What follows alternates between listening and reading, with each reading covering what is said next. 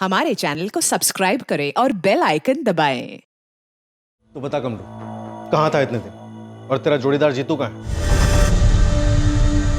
ये सच है कि मेरी पत्नी मालती और शरद बागवे के बीच रिश्ता रहा है मेरे सामने।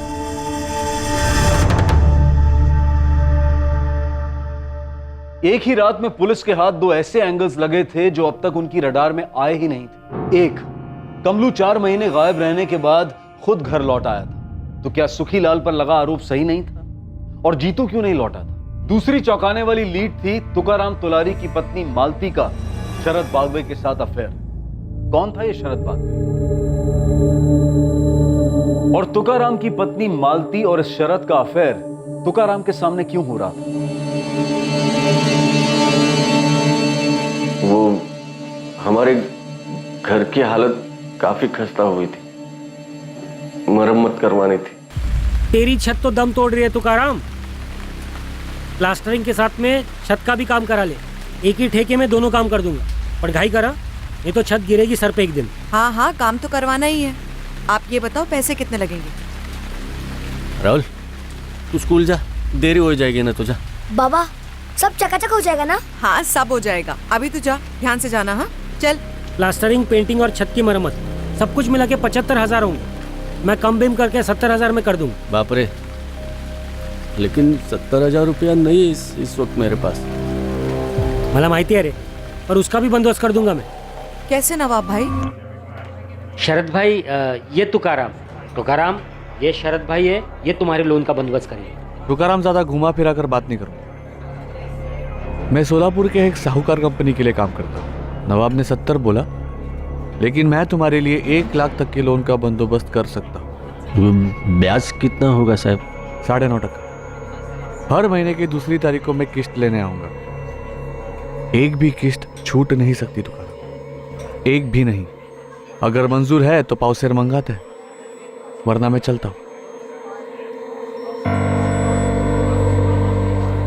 पूरे सोलापुर में इससे अच्छी ऑफर नहीं मिलेगी। बहुत भला आदमी है। हाँ बोल दे तुकाराम। हाँ मंजूर है। पावसेर मेरी तरफ से। ये शरद बागवे जो भी है जी, मुझे तो ठीक नहीं लगता। पहली मुलाकात में ही आपको पिला करके भेज दिया। अरे भला आदमी है, अब हर 2 तारीख को किस्त लेने आएगा तब जान लोगी उसे। जो भी है, मुझे तो अब भी लगता है कि आपको समाज में सही किसी से उधार लेना चाहिए था। छोड़ ना, मैं सौदा करके आया हूँ, मुझे मालूम है क्या कैसे करना है। सुनना मालती, राहुल सो रहा है, जरा अंदर चले। बहुत दिन हो गया ना। मेरे सर में दर्द हो रहा है।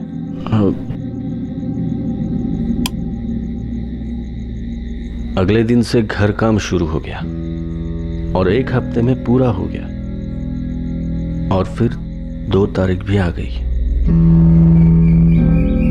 अरे नमस्ते। नमस्ते शरद भाऊ। नमस्ते।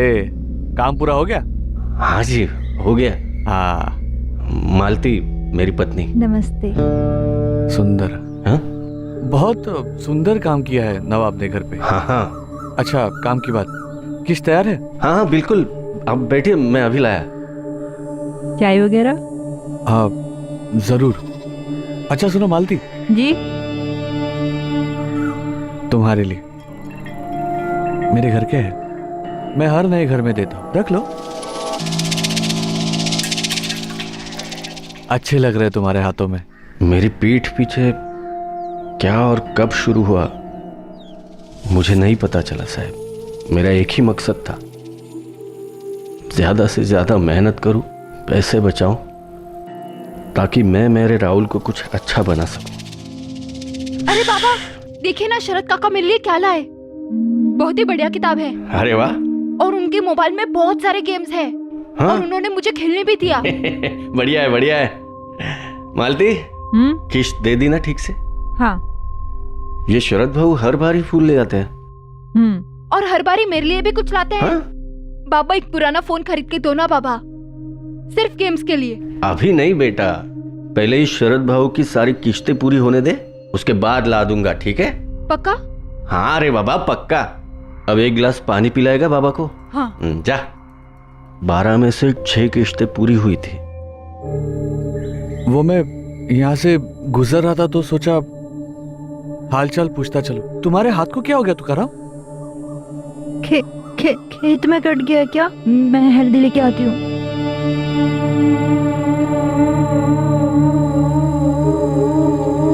तुकाराम, आज रात को 8 बजे मिल मुझे ठेके पर।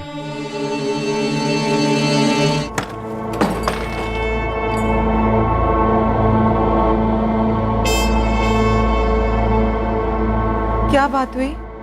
उस दिन से मेरा और मालती का एक नया रिश्ता शुरू हुआ, और वो रिश्ता था खामोशी।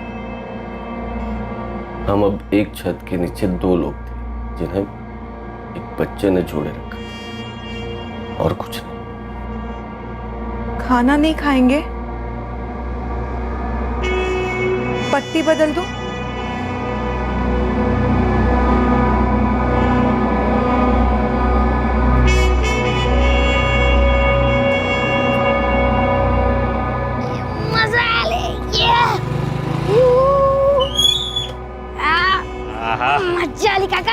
मजा आली। हाँ, अगली बार तुझे और दूर ले जाऊंगा और एक दिन तुझे चलाना भी सिखाऊंगा, ठीक है? बाय काका। बाय। थोड़े ही दिनों में एक आदत सी हो गई, सिर्फ राहुल के बारे में सोचना, सिर्फ उसके लिए जीना। बाकी सब कुछ मानो तो एक पूरा सपना था, और उस पूरे सपने की आदत हो गई मुझे। उसे मैं झेल लेता सिर्फ अपने राहुल के लिए, और अब राहुल को ही मार डाला। साहिब, मुझे लगता है उस साले शरद ने मारा है हमारे राहुल को। नहीं। क्यों नहीं? तुम्हें कुछ और पता है या कुछ छुपा रहे हो हमसे?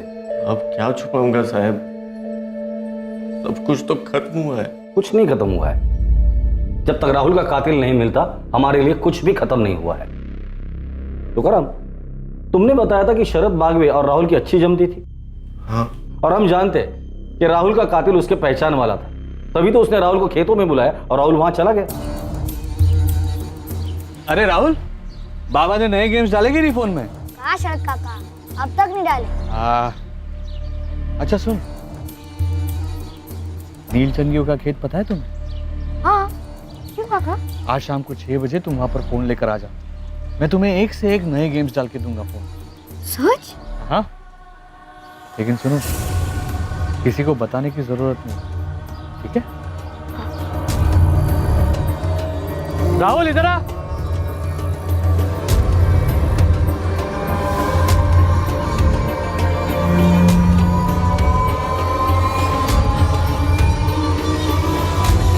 ला फोन दे, मैं गेम्स डाल देता हूँ।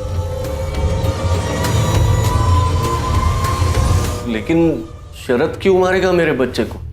वही जो मैं शुरू से बोलता आ रहा हूं दादा, उसे वहीनी को तुमसे अलग करना था, और राहुल की वजह से तुम दोनों जुड़े हुए थे। वजह जो भी होगी वो हम शरद बागवे से पता कर लेंगे। राधिका, शरद बागवे को उठाकर लेकर आओ।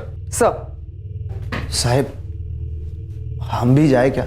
अभी के लिए जा सकते हो, लेकिन याद रहे हमारी नजर रहेगी तुम दोनों पर। मुझे अभी भी लगता है कि तुम लोग पूरी बात नहीं बोल रहे, कुछ तो छुपा रहे हो।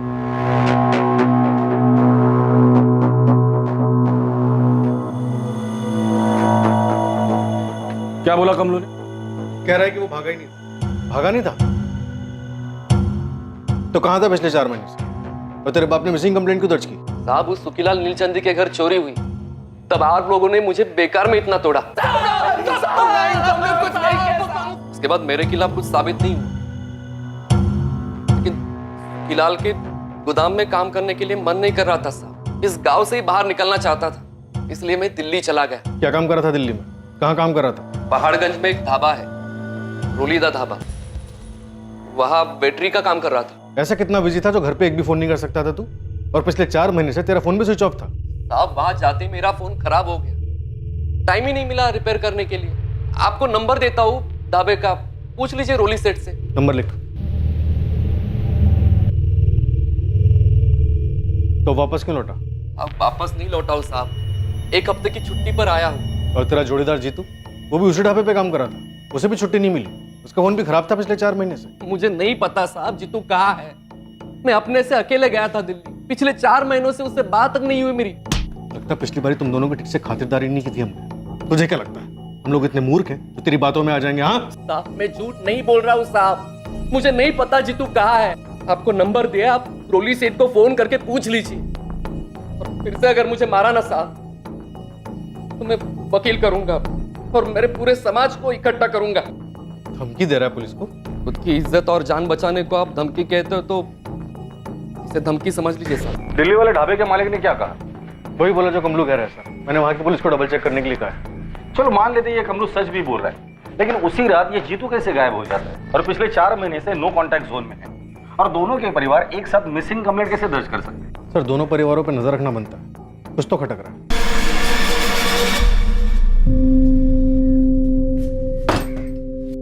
क्या हुआ पुलिस स्टेशन में? रात भर थे आप? कुछ नहीं हुआ, उन्हें तुम्हारे और शरद भाऊ के बारे में पता चला। क्या?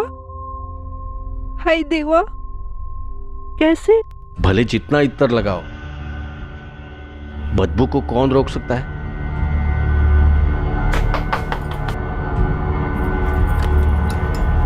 मालती जी, कुछ पता चला मेरे बेटे के कातिल के बारे में? थाने बुलाए तुम्हें साहब ने।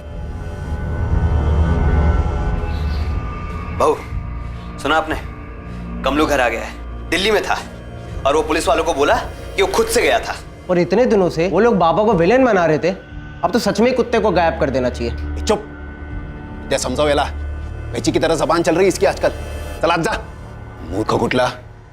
अरे महेश ऐक ना। अरे बेटा सुन। रोजी तू, उसका क्या, वो भी लौटा है? कमलू, पुलिस ने जीतू के बारे में कुछ बताया? वो मुझे कुछ क्यों बताने लगे? सिर्फ जीतू के बारे में कुछ आड़े टेढ़े सवाल किए जा रहे थे।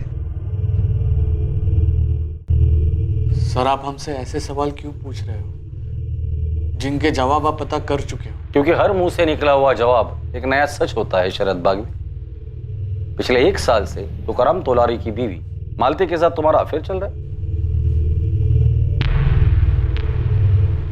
जी।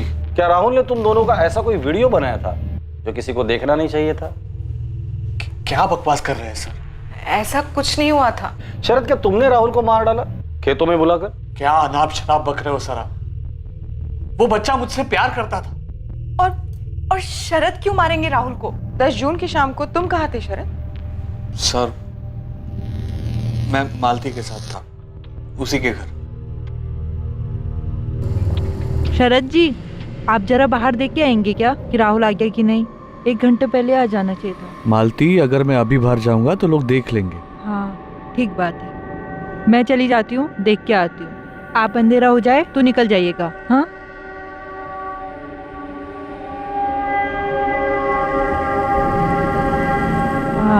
और सुनिए, राहुल के बाबा भी आने वाले होंगे, उनके आने के बाद ही निकलिएगा। मैं आती हूँ। मैडम, मैं वहाँ आधा घंटा बैठा रहा, फिर तुकाराम वहाँ आया। नमस्ते शरद भाऊ, ये राहुल और मालती कहाँ है?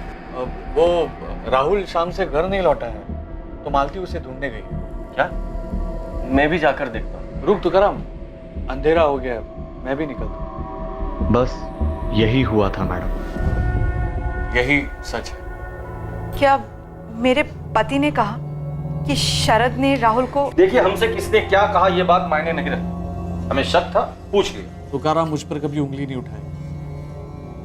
मैं जानता हूँ आपके कान उसके भाई प्रवीण ने भरे होंगे। वो मुझे पहले से पसंद नहीं करता था। आप इतना सब पता लगा रहे हैं तो आपने ये भी पता लगा ही लिया हो कि तुकाराम और प्रवीण के बीच में जमीन को लेकर मसला था। तो तुम्हारा कहना है कि प्रवीण ने राहुल को मारा हो? सर, वो मुझ पर बेवजह उंगली उठा रहा था, शायद उसी में कुछ खोट हो। नहीं साहब, मैं नहीं मानती कि प्रवीण ने कुछ भी किया है। तो तुम्हें किस पर शक है? मुझे नहीं पता साहब।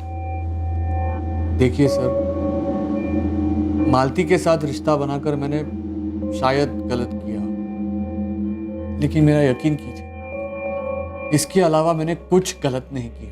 इस रिश्ते की वजह से जीते जी मेरा पति मुझसे अलग हो गया और इकलौता बेटा खोया है मैंने इस रिश्ते की वजह से। वजह क्या बताऊं,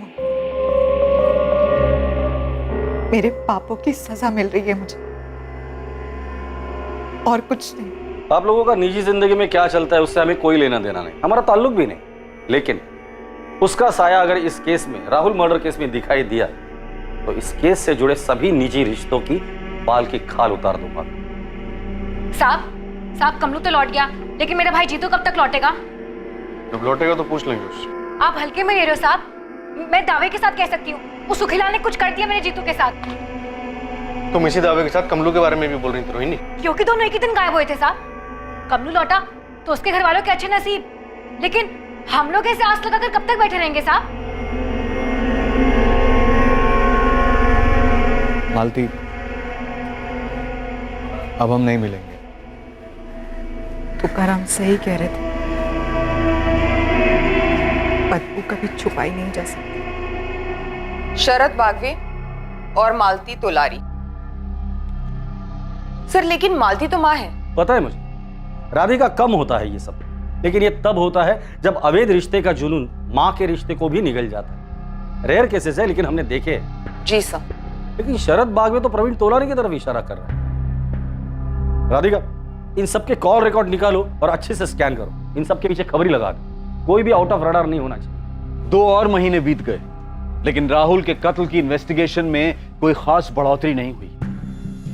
सभी मुमकिन संदिग्धों के कॉल रिकॉर्ड स्कैन हुए, फोन लोकेशन स्कैन हुए, पर कहीं से कोई सुराग सामने नहीं आया। तुकाराम और मालती के पड़ोसी चौंक गए थे ये जानकर कि मालती का 1 साल से शरद बागवे के साथ अफेयर चल रहा था। मेरी बात सुनो सुप्रिया, सुप्रिया सुनो तो सही। शरद बागवे की अपनी पत्नी भी इस अफेयर के बारे में जानकर बुरी तरह से हिल गई। खबरियों की तरफ से भी किसी भी संदिग्ध के बारे में कोई खास जानकारी नहीं आ पाई। रोहिणी अपने लापता भाई जीतू के बारे में जानने के लिए लगातार पुलिस स्टेशन के चक्कर काटते जा रही थी, और दूसरी ओर कमलेश अपनी छुट्टी पूरी कर वापस दिल्ली लौट गया अपने काम पर। उसे रोक कर रखने के लिए पुलिस के पास कोई सबूत नहीं था। राहुल का कत्ल एक शातिर साजिश का परिणाम था, और इस साजिश के पत्ते बहुत जल्द खुलने जा रहे थे।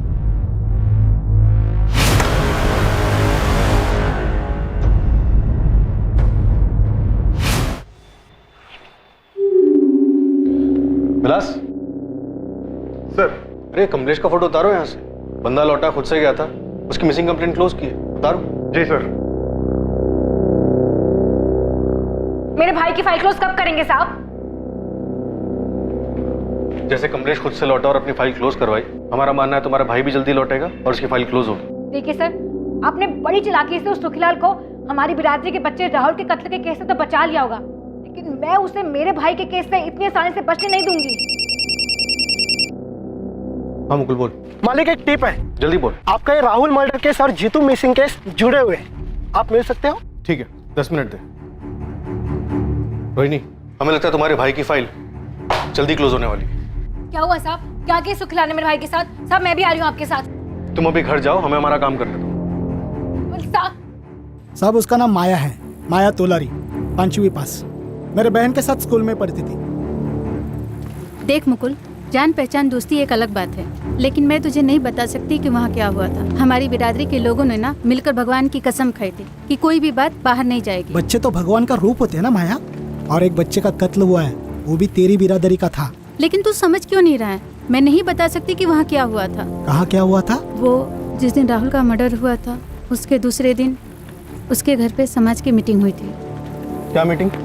पर तू कह रहा था जीतू मिसिंग केस और राहुल मर्डर केस आपस में जुड़े हुए, कैसे? माया मेरे को बताइए, मैं आपको बताऊंगा। आप सुखीलाल से पूछेंगे, तुकाराम से पूछेंगे, अब डायरेक्ट उठा के पूछ लो ना साहब। मैं तो पहले से बोल रहा था ये जात बिरादरी का झोल है। सुनिए सुनिए, उठिए, पुलिस आई है, उठिए, पुलिस आई है।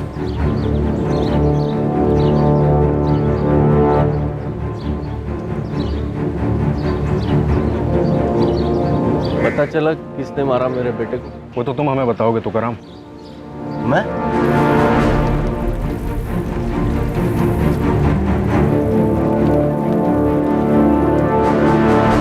तुकाराम, 11 जून को दोपहर को तुम्हारे घर पर मीटिंग हुई थी, तुम्हारे तोलारी समाज की।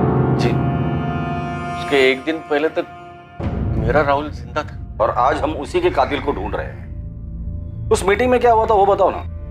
मैं तो कुछ सुन भी नहीं रहा था और राहुल के अलावा मुझे कुछ दिख भी नहीं रहा था। तुकाराम, मालती, तुम्हारे राहुल को खोने का दर्द हमारे पूरे तौलारी समाज को है। तुम्हारा छोटा भाई प्रवीण तो तुम्हारे साथ है ही, हम सब भी हैं। तुम्हें इंसाफ मिलने तक हम चुप नहीं बैठेंगे। ओम प्रकाश भाऊ, आप हमारे समाज के मुखिया हैं। आप ही पुलिस को सीधा सीधा जाके बता क्यों नहीं देते कि कौन है इस सबके पीछे? हम सब जानते हैं कि सुखीलाल नीलचंदी का किया करा है। रोनी, तुम्हें बीच में बोलने को कहा है किसी ने? समाज में नीलचंदी को हमसे कितना प्यार है हम सबको पता है, पर कोई मुंह खोलने को तैयार ही नहीं है। पर किसी को तो बोलना पड़ेगा ना। मेरे भाई जीतू को खा गए वो लोग। उधर देखिए, सुरेश भाव के कमलू को भी खा गए। जिसका कोई जाता है वही जानता है। एक मिनट, बघा ओम प्रकाश भाऊ, क्या हमें पक्का मालूम है कि सुखीलाल सेठ ने मेरे बच्चे को मरवाया? कोई और भी तो हो सकता है नहीं? कोई और मतलब? साफ साफ कहो तुकाराम, डरो मत। हम काहे का डर भाऊ? मैं ये कह रहा हूं कि कातिल कोई और भी हो सकता है, हमारे बीच में से हो सकता है। तो उसका नाम लो तुकाराम दादा, बोलो। हाँ तुकाराम, नाम लो। अगर बिरादरी में किसी पर शक है तो नाम लो उसका। हम सब भगवान की कसम खाते हैं, जो बात यहाँ हुई है वो बाहर नहीं जाएगी। कसम खाओ। कसम है, कसम है। लेकिन अगर किसी का नाम नहीं लेने वाले तो अपनी बिरादरी का नाम तो ना ही लो। बेकार में वो नीलचंदी और पुलिस वालों को मौका मत दो हमारे लोगों को परेशान करने का। मुआवजा कितना मिला? क्या? सुखीलाल के आदमी पकिया ने तुम्हें पैसे दिए थे। ये सुखीलाल का आदमी पकिया, वो कल आया था यहाँ, इस तुकाराम को कुछ पैसे दे रहा था। लेकिन मैंने आपको बताया था कि वो पैसे किस लिए थे। कल सुखीलाल सेठ ने पकिया के हाथों मेरी तनख्वाह और 1 महीने का एडवांस भिजवाया। हाँ बताया था, लेकिन हम कैसे यकीन माने कि जो तुम बोल रहे हो वो सच है? हो सकता है कि मुंह बंद रखने के लिए वो पैसे दिए गए हो तुम्हें। साहब, मैं अपने बेटे राहुल के कत्ल के बारे में चुप बैठूंगा? लेकिन हमारे सामने तो तुम चुप बैठे हो। हमारी नाक के नीचे एक आदमी का तुम्हारी बीवी के साथ 1 साल से अफेयर चल रहा था। ये बात तुमने हमें बतानी जरूरी नहीं समझी। तुम्हारे बेटे के कत्ल के अगले दिन तुम्हारे समाज की बैठक में खुद सुखीलाल का नाम उठा। खुद तुम्हारे समाज ने मुआवजे और तहकीकात की मांग की और तुमने एक शब्द भी नहीं बोला। क्यों? साहब, मेरा दिमाग सुन था और इन दोनों बातों का मेरे बेटे के कत्ल से कोई ताल्लुक नहीं है। ताल्लुक है, वो ताल्लुक तुम हो। क्या कह रहे हो आप साहब? तुम अपनी बीवी मालती से नफरत करने लगे थे, इतनी नफरत कि उससे ताल्लुक रखने वाली हर चीज से तुम्हें नफरत हो गई। और राहुल, वो तो उसी की कोख से पैदा हुआ था। नहीं नहीं साहब, ये आप बोल भी कैसे सकते हो? ये हम नहीं बोल रहे, तुम्हारी खामोशी बोल रही। और तुकाराम, खामोशी का मतलब हम लोग झूठ समझते हैं। कातिल राहुल की जान पहचान वाला था। उसने राहुल को खेत में बुलाया और वो गया। और राहुल को खेत में बुलाने वाला और कोई नहीं बल्कि तुम थे। बाबा, आपने मुझे यहाँ क्यों बुलाया? आप मुझे तोहफा देने वाले थे ना? आपने मेरे लिए नया गेम लाया, लेकिन वो मेरे मोबाइल में कैसे डालेंगे? आंखें बंद कर। मेरे राहुल को मैंने मारा। मैंने मारा राहुल को साहब। आप कैसे बोल सकते हो साहब? साहब, मैं कैसे मारूंगा मेरे राहुल को साहब? साहब, मैंने आपको बताया था ना, राहुल से कितना प्यार है मुझे।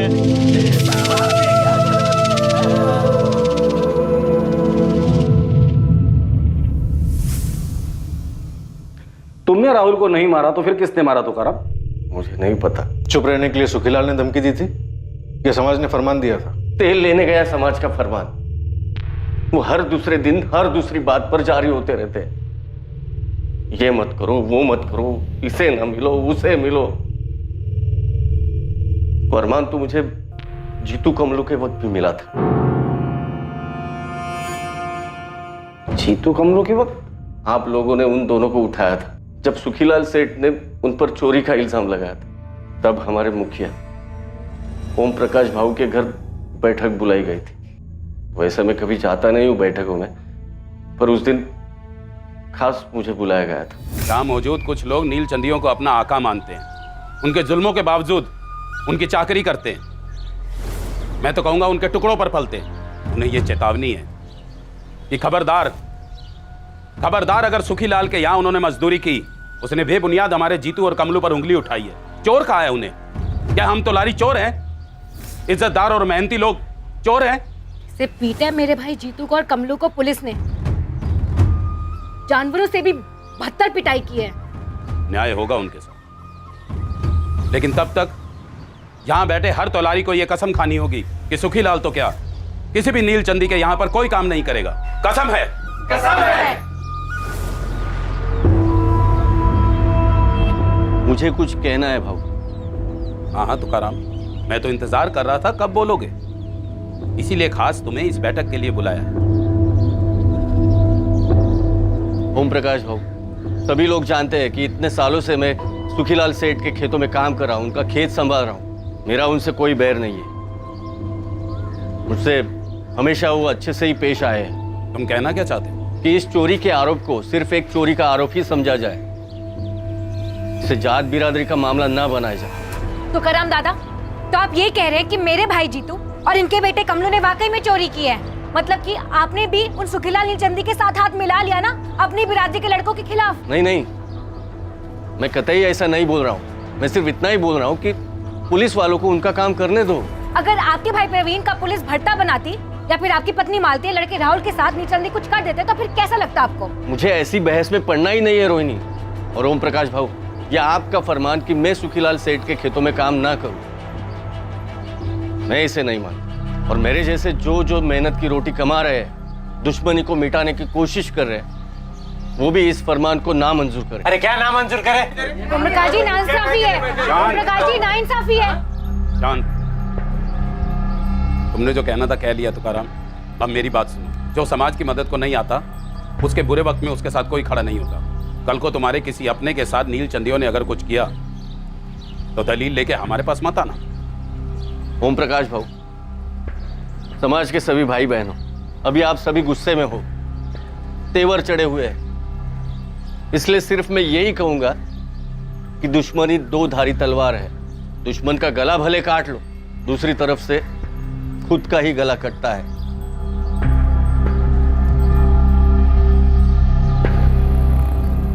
फालतू का फरमान था साहब,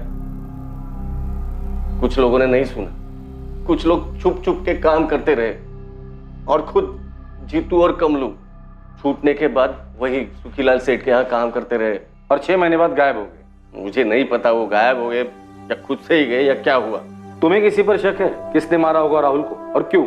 आप लोगों ने पहले कहा कि मेरे बच्चे के मोबाइल फोन का मसला था, फिर बोले सुखीलाल सेठ, फिर बोले मेरा भाई प्रवीण और फिर शरद भाऊ, और अब आप कह रहे हो कि मैंने खुद अपने बेटे को मार डाला। मैं थक गया हूं साहब, थक गया हूं मैं। मुझे मेरे राहुल के पास जाना है साहब।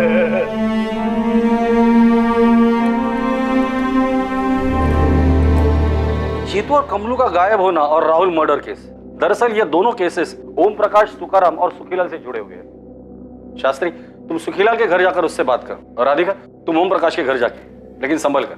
ध्यान रहे कि ये दोनों अपने अपने समाज की अगुवाई करते हैं।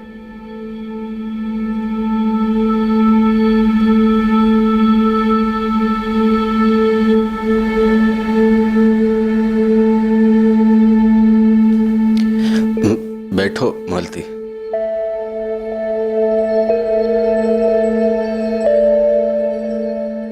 पता है मालती, आज पुलिस थाने में उन्होंने क्या कहा?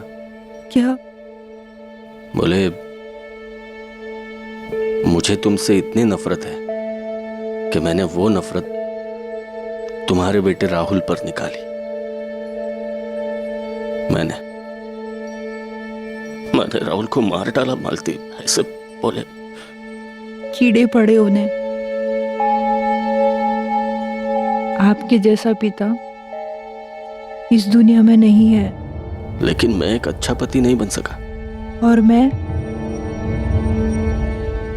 मैंने जो रेखा पार की उसकी माफी इस जन्म में नहीं है। पर आपने बड़ा दिल रखा। क्या बड़ा दिल? मैंने लालच की रेखा पार की थी। मुझे भी इस जन्म में कोई माफी नहीं है, लेकिन बेटा हम दोनों ने खोया है। उम्मीद करते हैं जहां भी होगा हमें माफ कर देगा।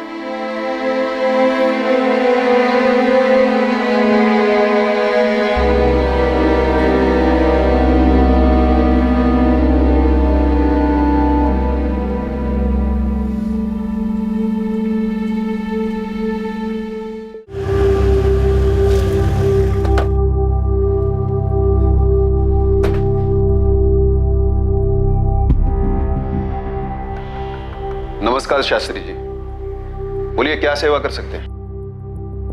सीधा सवाल है सुखीलाल जी, राहुल तुलारी को किसने मारा?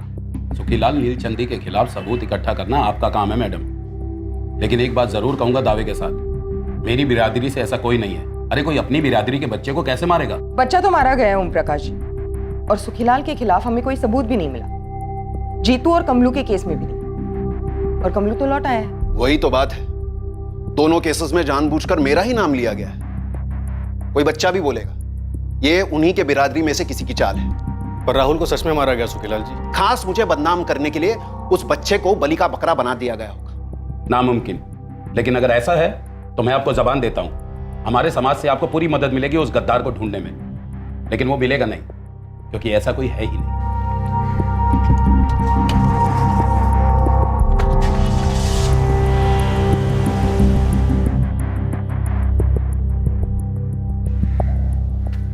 पापा क्या बोल रहा था पुलिस वाला?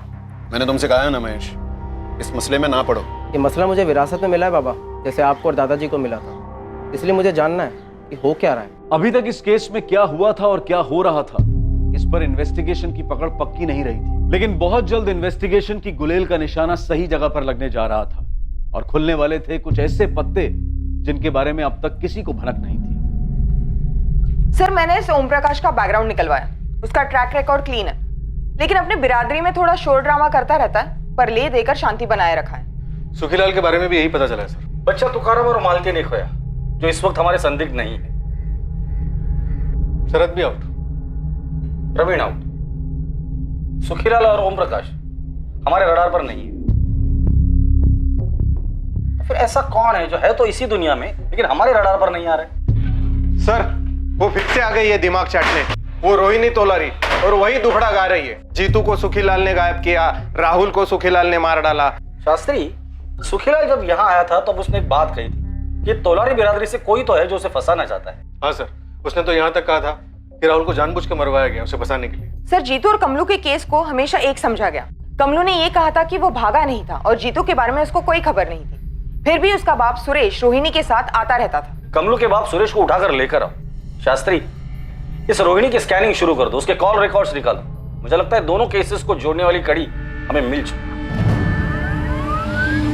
वो चोरी का इल्जाम वगैरह होने के बाद हमारा कमलू एकदम गपचुप गुमसुम रहने लगा था। एक दिन काम पे गया, फिर लौटा ही नहीं। मुझे लगा जीतू को कुछ मालूम होगा, विचारना त्याला पूछना। मैं तो खुद आपसे पूछने आने वाली थी सुरेश भाऊ, जीतू भी रात भर घर वापस नहीं आया, उसका भी फोन ऑफ जा रहा है। तो फिर मैं पुलिस स्टेशन शिकायत करने जाता। रुकिए 2 मिनट, मैं भी आपके साथ आती हूँ। लेकिन शिकायत क्या करेंगे? यही कि मेरा बेटा गायब हो गया, ढूंढो जरा उसे। सुरेश भाऊ, 2 जवान लड़के ऐसे गायब थोड़ी ना हो जाते हैं, उन्हें गायब करवाया गया। चोरी का इल्जाम नहीं लगा पाया तो देखो उन्हें गायब भी करवा दिया। किसने? वही कमीना सुखीलाल नीलचंदी। उसके बाद रोहिणी जो बोलती गई मैं सुनता रहा। दरअसल आप लोगों से बात करने के बाद कमलू जब घर लौटा तो रोहिणी भी पीछे पीछे घर आई थी। क्या बोली तब? कैसे आ रहे तेरे सवाल? यही कि जीतू और मैंने चोरी का माल कहाँ बेचा, जीतू कहाँ है, वगैरह वगैरह। लेकिन मैंने बोल दिया जीतू के गायब होने से मेरा कोई वास्ता नहीं, मुझे कुछ मालूम नहीं। अरे लेकिन तुझे ये तो मालूम है ना कि सुखीलाल तुम दोनों की जान के पीछे पड़ा है। देख, तुझे पुलिस को बोलना होगा कि तुझे पक्का लगता है कि सुखीलाल ने जीतू के साथ कुछ कर दिया है। मुझे तो माफी करो इस बिरादरी की लड़ाई में रोहिणी, तो पुलिस को ऐसा कुछ नहीं बोलूंगा जो मुझे मालूम नहीं या जो हुआ ही नहीं। जीतू गायब है और तू कह रहा है कुछ नहीं हुआ है। सुरेश भाऊ, आप कुछ नहीं कहेंगे? कमलू सही तो कह रहा है ना, काय चुकी से बोल रहा तो। सुरेश भाऊ, याद रखो ओम प्रकाश भाऊ ने क्या कहा था, जो बिरादरी की नहीं सोचता उसको कोई नहीं पूछता। उसके बाद मुझसे या कमलू की माँ से बात तक नहीं करती। मुझे हमेशा डर लगा रहता है कहीं ओम प्रकाश भाऊ से वो शिकायत न कर दे या कुछ कर न दे। अब चिंता न करें, वो कुछ नहीं करेगी, जो करना है हम करेंगे। हाँ, मैं राजेंद्र सुर्वे बोल रहा हूँ। आप कौन? झांझरवाड़ी पुलिस स्टेशन से सब इंस्पेक्टर शास्त्री बोल रहा हूँ। हाँ हाँ, बोलिए। रोहिणी तुलारी से काफी अच्छी पहचान है तुम्हारी। हाँ हाँ हाँ जी। रात को 2, कभी-कभी 3 बजे वाली पहचान? साहब, रोहिणी 1.5 साल पहले मेरे मेडिकल स्टोर पर असिस्टेंट की जॉब पर लगी थी। 6 महीने हमारा अफेयर चला था और मेरी बीवी की तबीयत नाजुक रहती है तो। तुझसे सफाई नहीं मांग रहे, सवाल पूछे उसका जवाब दे। जीतू को जानता है? हाँ साहब, रोहिणी का भाई 1-2 बार शॉप पर आया था वो। अभी कहाँ है जीतू? मेरे को कैसे मालूम होगा साहब? रोहिणी ने 1 साल पहले जॉब छोड़ दिया था। और मैं भी नहीं चाहता था कि वो वहां पे रहे, क्योंकि हमारा रिश्ता 1 साल पहले टूट चुका था। क्यों टूटा रिश्ता? तेरी बीवी की तबीयत ठीक हो गई थी क्या? नहीं साहब, वो मेरे को धोखा दे रही थी। सेम टाइम पर उसका दूसरे के साथ भी अफेयर था। दूसरे का नाम बोल। इंस्पेक्टर कुछ तो बोलिए।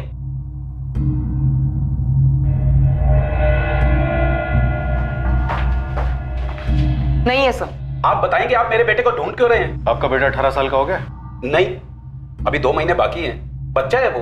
आपके बिरादरी की रोहिणी तुलारी के साथ आपके बच्चे का 1 साल से चक्कर चल रहा है। और हमें शक है कि रोहिणी का हाथ है राहुल के मर्डर में, और शायद आपके बेटे का भी। ओम प्रकाश जी, आपका नाम अच्छा है, अब काम भी अच्छा कीजिए। बताइए, आपका बेटा विनीत कहाँ मिलेगा? वो कभी कभी हमारे खेत वाले पुराने मकान में जाता है अपने दोस्तों के साथ।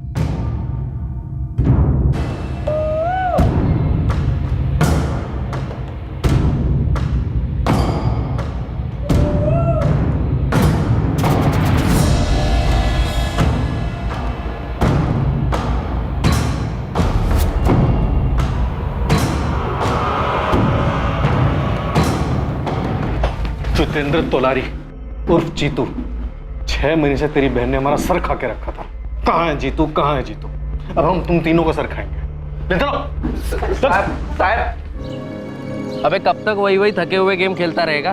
अब क्या करो विनीत दादा, जो है वही खेल रहा हूँ। सुन, आज शाम को 6 बजे नीलचंदी के खेत के अंदर मिल।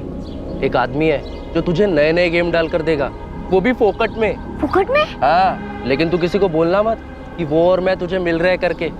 अगर तू किसी को भी बोलेगा तो पूरा सारस गांव पीछे पड़ जाएगा कि हमें भी दो, हमें भी दो। खादेवाची शपथ की किसी को नहीं बोलेगा। ठीक है, फिर शाम को 6 बजे। ये जीतू का गेम डाल के देने वाले?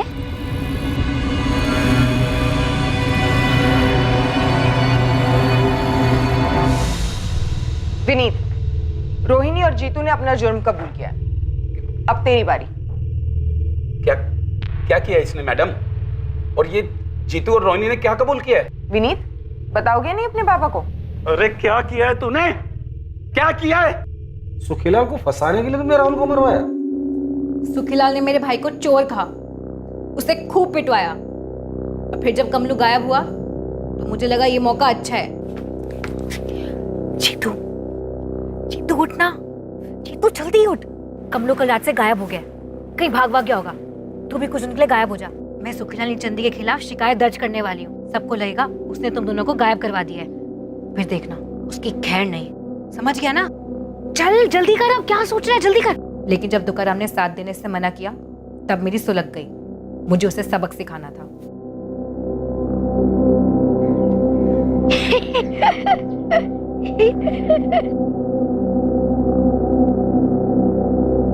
विनीत मेरी जेब में था, इसलिए वो तुरंत मान गया।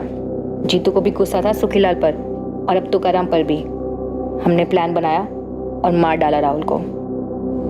एक दूसरे बिरादरी के आदमी को बदनाम करने के लिए तुमने अपने ही बिरादरी के 11 साल के बच्चे को मार डाला ताकि दोनों बिरादरियों में झगड़ा हो जाए। सिर्फ इसलिए कि तू उसके साथ सोता है।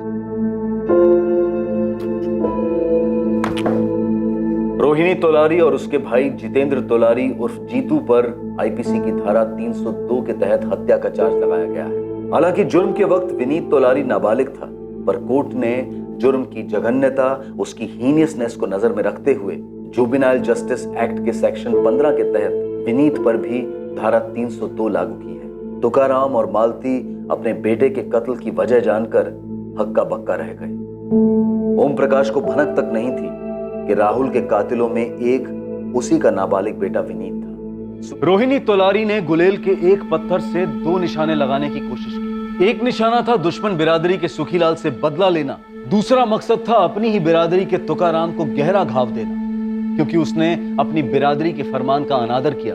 सुखीलाल का जीतू और कमलू पर चोरी का आरोप लगाना शायद जल्दबाजी में लिया गया फैसला था, लेकिन जीतू को न्याय दिलाने के लिए उसकी बहन रोहिणी ने ऐसा घोर अन्याय का रास्ता चुना जो समझदारी की सारी परिभाषाओं का अनादर करता है। दुनिया में भड़काने वालों की कमी नहीं, लेकिन किस हद तक भड़कना है, किस हद तक अपनी ईमानदारी और अपनी सच्चाई के साथ समझौता करना है, यह हर इंसान को सोच समझ कर तय करना है। अपने जमीर और अपने विवेक पर होने वाले वार से सतर्क रहना। अब मैं अनूप सोनी आपसे विदा लेता हूं।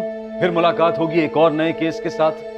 और याद रखें, क्राइम और आपके बीच में सिर्फ इतना फर्क है कि आप कितने सतर्क हैं। सतर्क रहें, सुरक्षित रहें। जय हिंद।